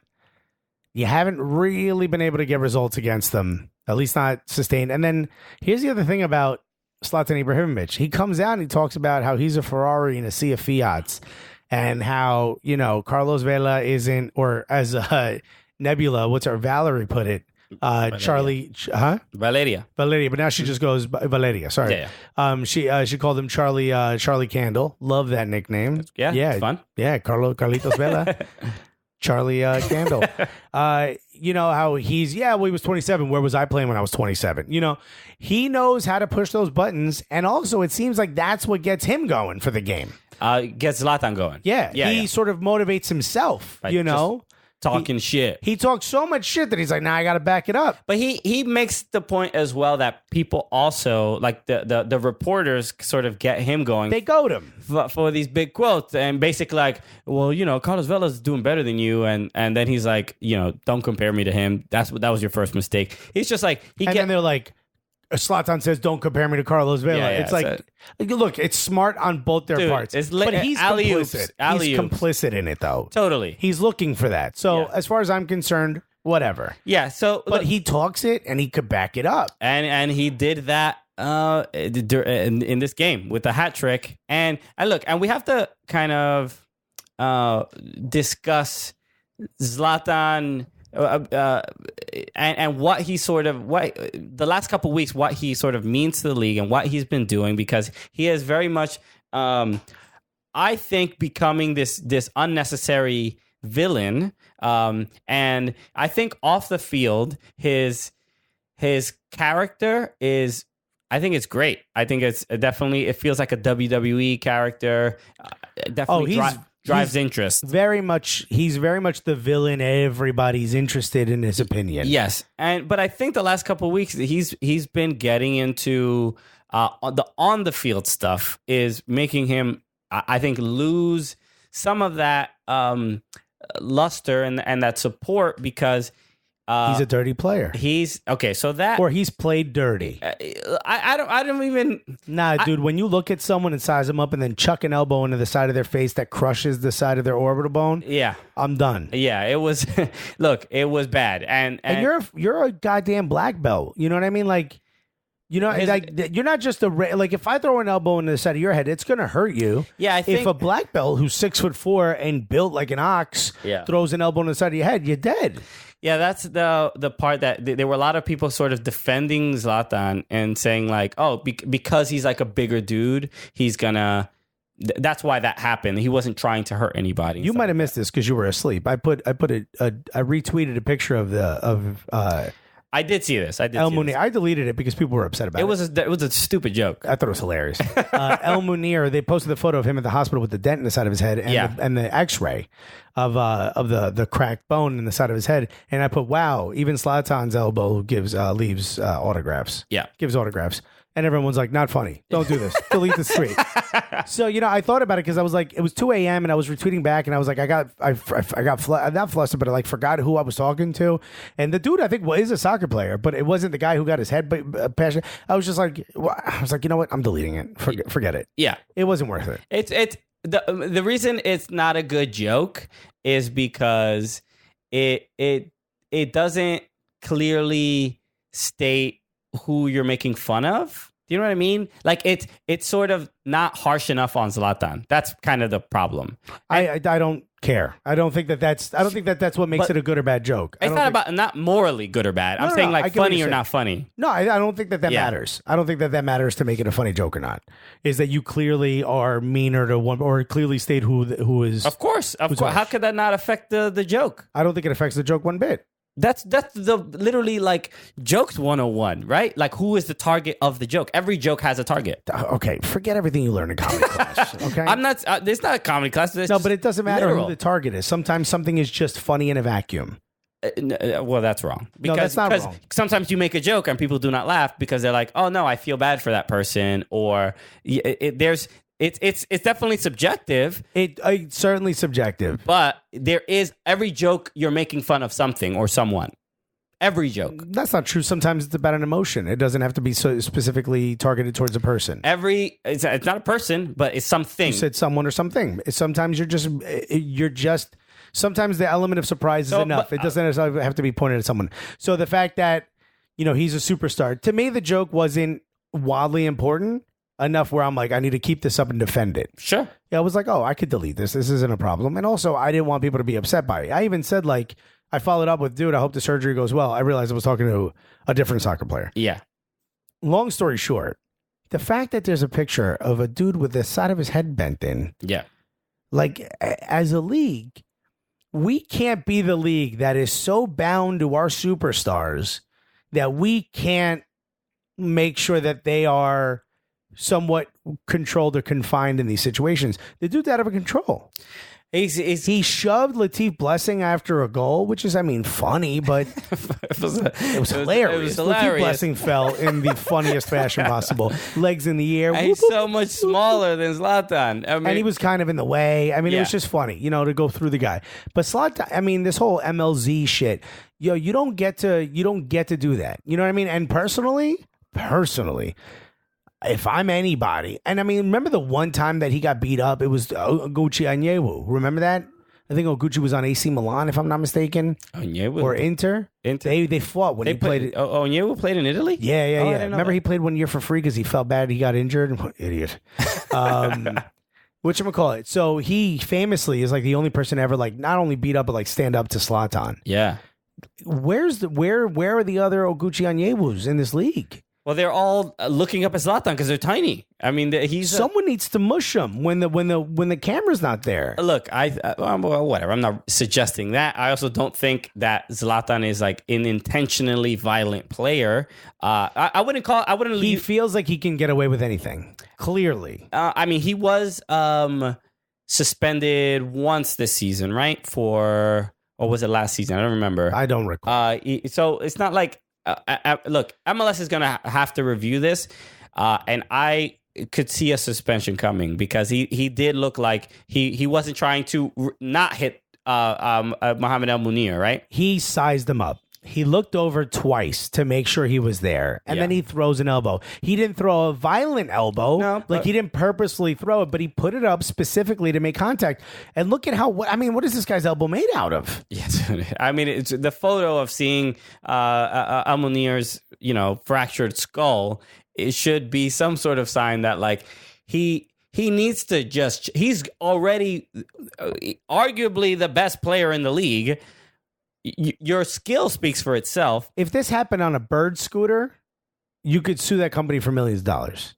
Okay. If you fell off it and you bashed the side of your head and there's a dent in your skull, you could sue. You know what I mean? If this happened at a McDonald's... I'm 100% sure you cannot sue because they tell you to wear a helmet. That doesn't matter. You could sue. Trust me. If a lady could sue because the coffee was too hot, you could sue. Like if this happened at a McDonald's, you would own that McDonald's. But the fact that it happened inside the game, he didn't even get a yellow card for it. He did not. And yeah, it's unfortunate. But those plays happen and, elbow goes up. They trying to win a ball. This was different because he looked to make sure the guy was there. Look, I don't think he was trying to hit him in the head and fracture his skull. He was not, but he was trying to hit him. He wasn't trying to fracture his skull. He was trying to make contact. He wasn't trying. He definitely was not. And the main reason to me it looks even worse is because he jumps up for the header and his elbow is out. Or he's sort of reckless with his arms, and you sort of see and you see that his other arm. This is his left arm, I believe it hits Munir, and his right arm is perfectly straight down. So usually the motion when you go up for headers to get both of your elbows up. If you're using it for momentum, both arms go up. So when you see it with just one, you're like... He's river dancing with one arm, Yeah, so he was reckless with his arm, and he really hurt the dude. So, and he's probably... El Munir is probably going to be out for like over a month recovering from this. So it's bad. And, he definitely... Zlatan should not be supported with this kind of stuff. He shouldn't be praised. He is definitely a good player. Yes, the highlights are great. He's extremely important to the league, without a doubt. Not more important than other players' health. Yeah. So that's it. End of story. You can't take out the side of a dude's head and expect to really have my support. That's trash. And look, I get that LA Galaxy fans were excited about the win. I get that LAFC fans were upset. I'm not saying that this changes El Tráfico in any way, shape, or form. He owns you, at least for right now. Yeah, it was still a great game. But deadass, something needs to be done about this guy. And there is, at the moment... His punishment is he should have to do the EMLS competition with me as his partner. Oh, yeah, I would love to see that partnership. Oh, my God. You know how frustrated he would be? elbow your damn cheekbones in. Yeah, I know. He'd be like, this isn't my controller. I'd be like, how do you know that? He's like, there's prosciutto on it. Yes, so... but still, very entertaining game. And imagine I found myself in an elevator with Zlatan Ibrahimovic and John Harkes. I'd be like, I'm getting off the next floor. The first goal from Zlatan was unbelievable. All three of them are great. That first one was absolutely spectacular. I forgot who sent the ball in, but he chips it over the defender's head, turns, and shoots, and then hits it on the volley on the outside of the boot, and it gets it past the keeper. Just incredible. And it's weird because Zlatan, it seems like he shows up for these matches, and like how convenient that the biggest games for the LA Galaxy is when he shows up and has these incredible highlights. Like Bob Bradley has to figure out how to contain this guy, because I would say other teams, weaker MLS teams have a better they have more success stopping Zlatan. I think it's a two-prong effect. One, every time he touches you, you got to go to the ground. You got to make it seem so that everything he's doing gets caught by the ref. And two, you got to get some goons out there. You got to get people that are agitating him, kind of like what Quincy Amarikwa said at our show. Yeah, you got to start to you got to agitate him. Everybody's afraid of waking him. He's gonna score on you no matter what. Mm-hmm. Who cares if it's 3 or 5? Agitate him. Hopefully, you get him off his game, and it works. Yeah, he's difficult to rattle, but the teams have been successful with it. I think it might have a little bit to do with LAFC. They're not that they're bad at defending, but they're not like their game is offensive. Yeah, they're not bruisers. They're not there to just everybody's pretty good on the ball. Walker Zimmerman, he scores goals. They're there to annoy you with passing. They're not there to take you apart. And then when you have just a big man up top, who's just like, yo, get me the rock, they have a tough time. Yeah. So who do you think is the best team in California? The best team in California. Do you think this makes them better than LAFC, or do you think San Jose is better than the both of them? No. Right now, I still think LAFC is the best team and the most consistent. But I would have to say, as far as watching them play and consistency, I would say San Jose is definitely above LA Galaxy. Okay, I think so. They don't have the better record. 3 incredible coaches, right? You got Scoletto, you got Pelado, and you've got Bob Bradley. And no pelo. And sin pelo. Okay, I'm going to get emails. Here's the thing. I think San Jose is the best team in California. I would even go so far as to say right now they're my pick for MLS Cup. Winner of MLS Cup. Possibly, but I don't see it. Okay. Well, hot take by Christian. Possibly, but I don't see it. You heard it here first, folks. I don't think they can. They're good, but I don't think in one game, if LAFC is they have playing 32 shots in the last 2 games, and they held their opponents to less than 10 in each of those games. They play a style of defending that no one understands how to stop because no one's figured it out yet.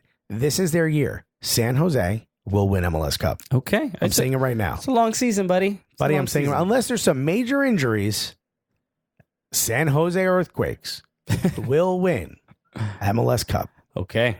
All right. I'm not as confident in them as you are, but that's okay. Fine. So let's talk about some other games. So let's talk about the Portland Seattle. What a game, dude! This rivalry is so exciting. Who? Oh, a guy who hates me. Schmetzer did. Who told Roman Torres to start? It's a long list of people who dislike you, man. He really doesn't like me. Him and John Harkes on the phone like, I know. He got you too? Oh, man. You got Guerrero's? Yes. Portland wins this game 2-1. 2-1. And another... I'm loving these chippy affairs. Oh, right? yeah. And shouts to Kayla Knapp on her birthday. Oh, yeah. Happy birthday, Kayla. We're a couple days late only because this podcast comes out later. But yeah, shouts to you, Kayla. So the this game had I love the fact that give props to Portland, because I know when we started this podcast, Seattle was the much more dominant team. Portland had never, I believe, for a long time had never won at CenturyLink Field. That we started this podcast before Caleb Porter took over. Caleb Porter took over Portland? I don't remember. Look that up. I'm pretty sure. No, because we started the podcast in the middle of the 2015 season, and that's when Portland won the MLS Cup with Caleb Porter. Oh, okay. So he was already there. Yeah. Okay. So but their record against Seattle, especially on the road, was never really good. But things are a little different now when you got Brian Fernandez. Brian, say that man's name correctly. Brian Fernandez. The dude looks like he's not really paying attention for certain parts of the game. You know, Okay. the dude looks like he's out of it every once in a while. He looks like he's not really interested at certain points. I wouldn't say that at all. For some parts of the game, To I me, just watch it. I'm like, why is he all the way there? But let me tell you something. When there's an opportunity to score, somehow he's in the exact right spot at the exact right time. I can't tell you what the scouting report looked like on this dude. Like, is he a poacher? Is he not? He's one-on-one sometimes? He's all over the place. But the guy just finds the goal. What is he, 7-7 right now? 7 goals in 7 games? Something along those lines. His numbers are very good. It's his 8th goal. 8 in 8 games. Yeah. That's sick. Pretty wild. He's been 11 goals in all competitions. So I meant just MLS. Yeah. So he's I guess the closest player that he sort of reminds me of is Sergio Aguero. I could see that. Yeah, it's kind of same build. He's not as like fast or as necessarily technical on the ball, but he knows exactly what to do when he's in the box. And but overall, I love that these games they just mean so much, right? And Sounders fans are getting to the point where like, yo, can we beat these guys? We're not beating them. You know, it's like the last 2 years. They're not really winning these games. They're like, we're kind of cheering kind of hard. We do some dope tifos here. Can we beat them? Yeah. All of a sudden, Portland Timbers are like, they have a straight line to Argentina, and they know how to get the top like Argentinian players. Just incredible Argentinian players coming there. I mean, they got a Venezuelan coach. Yeah. Who clearly has the bat phone to the Argentinian league. Because look, Diego Valeri, Sebastian Blanco, and Brian Fernandez, this like trio is incredible. And I also want to add Jeremy Abobasi.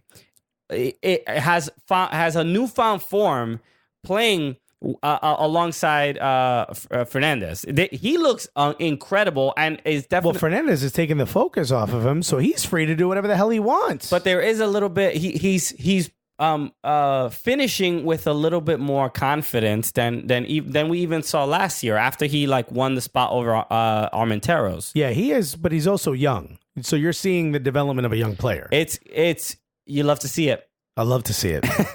Pay to see it, some would say. It's really, really cool. So that I think he'll be the guy that maybe we'll like that partnership is working very well. It's a great investment if you're Portland because Brian Fernandez is showing him the ropes. Yeah. And I also want to give credit to Raul Ruiz-Diaz because I think these he had some misses, man, but he finally. Yeah, got I mean the ball. that miss from just right up close. How does the ball go up? It's just almost impossible. You watch the replays like it's not going to happen again, No. right? And you're like the human foot isn't even shaped in a way where you can get that ball. What is it? Is it your foot shaped like a highlight thing, a highlight stick? What are those paddle hands? What kind of weird ramp you have on the side of your foot? But Ruiz-Diaz is another one that I love.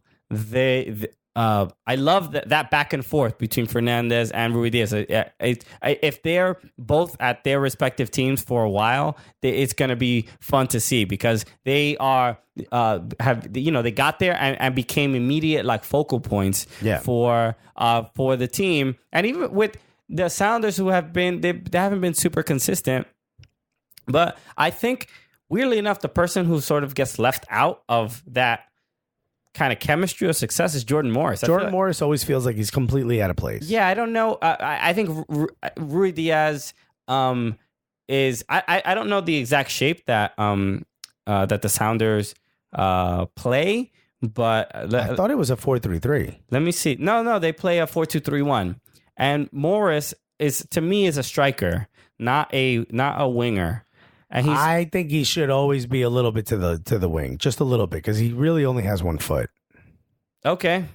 Maybe. I mean, maybe a 4-3-3 is maybe a little bit better. I just feel like Jordan Morris is not as maybe he's not as like he's not 100% yet, right? He had that long injury. Maybe he's still recovering. And also, with someone like Rui Diaz, you would imagine he takes more of the focus, a lot like Ebobisi, who's getting some, extra space.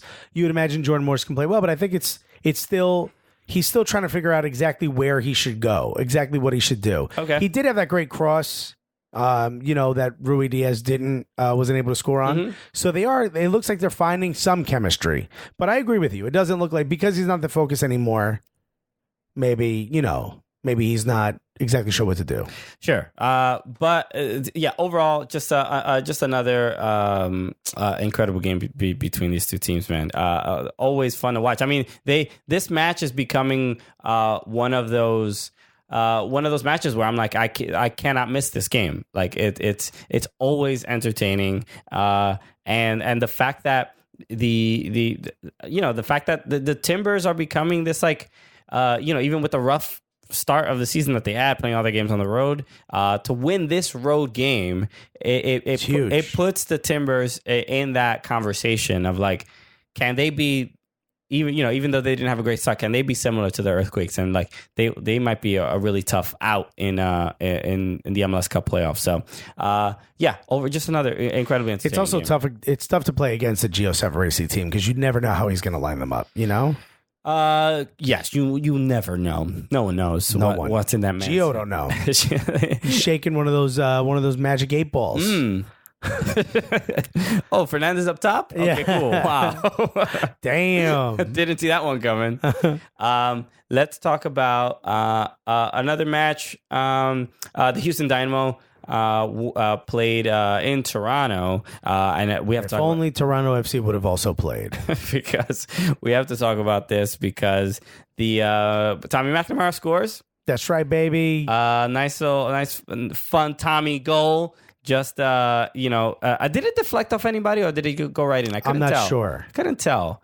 But it seemed like a clean goal. Yeah, him and Mauro Manotas, baby. Mauro Manotas. Yeah, the goal from was it the second goal from Tomas Martinez where he cut up like 4 Toronto defenders? No, that was Manotas when he was like covered.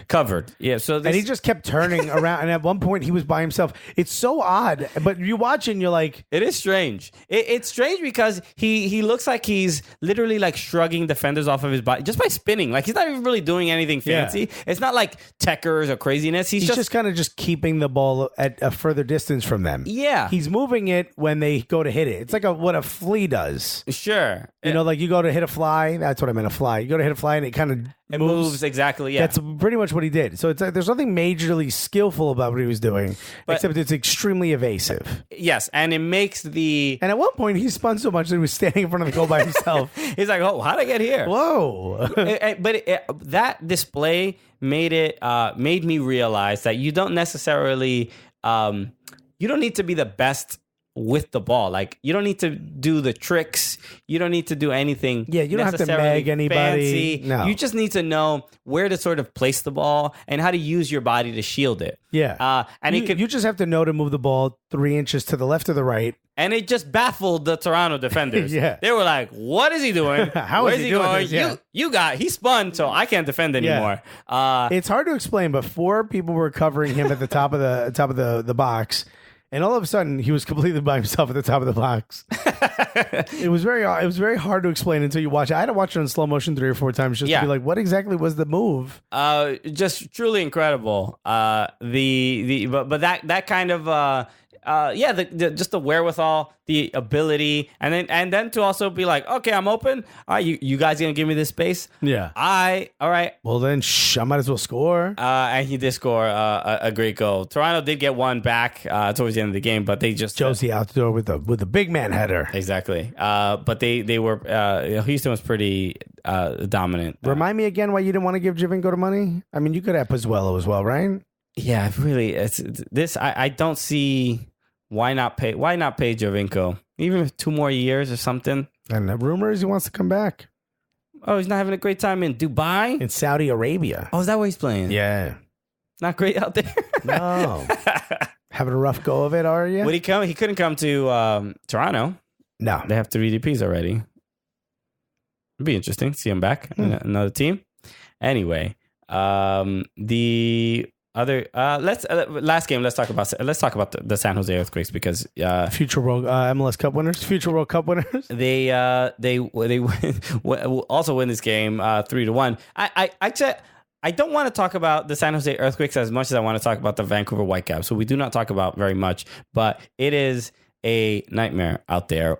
They are so bad. They are almost unwatchable. I don't mean to be disrespectful, but they had moments where they were great this season. They had a little bit of a good run, a game or two. Yeah, but overall, they are kind of a nightmare. And there was a. I wish they got Freddie Montero. They got Yordi Reyna. Yeah, was it Marcos Dos Santos is the coach? Yes, he is. And he is not having the same success he had at San Francisco Deltas. So there was a. I think it was a journalist or somebody was responding to the poor season that the Whitecaps are having, and I wish I could quote the exact person. I don't remember, but I know they were kind of commenting on how they've been playing and the sort of the fan reaction to the Vancouver Whitecaps, and he made the point that like in England the weaker teams don't expect to beat the better teams, right? So Bournemouth, when Manchester United comes to Bournemouth to play them, Bournemouth does not expect to win the game. Right. They go hoping to get a result. You get a result. So they accept their identity. They don't try to be more than they actually are. Because you can build year to year, though. MLS, you can start fresh every year. Exactly. So this is the point. That person was making that point about Vancouver Whitecaps should accept that they are a weaker team and just work hard. And then other people were saying like, no, you can't think that way because all you got to do is get into the playoffs. So you have to have the mentality that you got to be one of the better 8 teams. 7, yes, one of the better 7 teams. 7 because the top, yeah. Yeah. So the mentality of like, we're not going to win today. We just need a result. Like, we can't adopt that European mentality because there is no pro-rel. And there is, in Bournemouth, they have to play every match with that grit because they don't want to get relegated. Right. Here, in American sports, in MLS, you should genuinely just play to win because you don't have to worry necessarily about losing. Right. From the grander scale of relegation. So that so you can sort of think of yourself a little bit more highly. You can approach the game with a bit more self-esteem than a Bournemouth. You could also do it with a bit more gusto. You could try some crazier stuff. You can try something that like a Bournemouth would never do or a Burnley would never do because they're like, well, then what if that doesn't do well? And those 2 points are essential for us to stay up. Here, it don't matter. Yeah. So it's an interesting thought, right? Because that, like, we always talk about adopting a European, the way they do the structure and all this other stuff. But then the mentality in itself, it's almost like foreign coaches have to kind of approach the game a little bit differently because they can't. There isn't that sense of urgency, but you have to instill more confidence. Arguably, you have to instill more confidence into the MLS player than you do the European player, because it's harder to ignite that confidence in themselves without the consequence of, the team can go down. Right. You know what I mean? So it's like the approach has to be a little bit different. But the Vancouver Whitecaps are very, very bad. And yeah, they lost Kendall Waston and whatever, man. Definitely a leader on the team, but they just look really, really bad. It's just like unfortunate because you would hope they can turn it around and there's more playoff spots and the New England Revolution fixed it. They've won. They're on 10 or 11 unbeaten. Yeah. Never thought this season I would be saying that about the New England Revolution. Though I never thought those words belonged in the same sentence together. They almost seem inappropriate. When we transcribe this podcast, people are going to be like, what is this? Even Siri's going to be like, you guys need to slow down on this fantasy that you're doing. Yeah, just insane. So hopefully they figure some stuff out. But no, it's been kind of brutal because they do not look good. So Bob, I mean, Bruce Arena is just changing everything over there too. Like maybe that's like a sign. You get someone who can come in and go, okay, now you're playing over here, and now you're doing this. Yeah. So and speaking of Bruce Arena, speaking of the New England Revolution, please watch our video that's also on our YouTube channel. Chili cook-off, baby. The chili cook-off that we did in New England. And we started the unbeaten streak, right? It was because of us. Oh, maybe. We started at least the culture of winning. Hey, it's the Cooligans effect. Shouts to us. You all know about it. So watch our video with the chili cook-off that we did with the Midnight Riders. They all made a bunch of chili that we got to judge, and then we also got to go to the game against Minnesota United. And it was a funny video. So please check that out. So a lot of stuff the next couple of weeks is going to be on our YouTube channel. This we are a podcast, but we also do videos. We host live events. We're comedians. Yeah, and all of our stuff is on our YouTube channel. So what better place to go find all of our content? Yeah, so make sure you subscribe to that because we do a lot of stuff on there as well. That's right. And we got some stuff cooking up for our Gully Squad members. So shouts to Gully Squad. If you want to join, go to soccercooligans.com/Gully Squad. Yes. Support the show, baby. Exactly. So we appreciate all the love and support. And it's just, again, all this stuff does not happen without you. It's just been a crazy last couple of weeks where literally I'm exhausted with all the stuff that we've been doing, but I feel zapped after this weekend. Yeah. And we're going to be in Orlando for what, 4 or 5 days? Yeah.